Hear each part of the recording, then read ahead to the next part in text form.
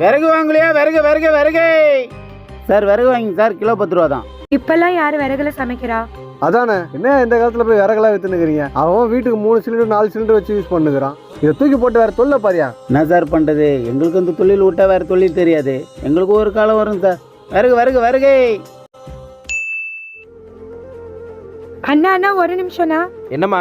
அண்ணா cylinder book பண்ண வரவே மாட்டேங்குது, என்னண்ணா ஆச்சு? ஏமா உனக்கு விஷயமே தெரியாதா? ஈரான்காரனும் அமெரிக்காக்காரனும் மாத்தி மாத்தி குண்டு போட்டதுனால சிலிண்டர்லாம் தட்டுப்படி ஆயிடுச்சு.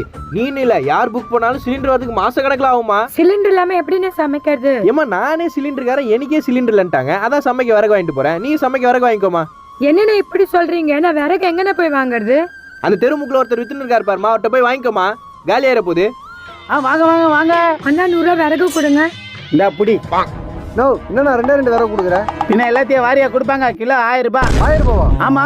இது என்னன்னா அநியாயமா இருக்கு. ஏமா இஷ்டம் வாங்க.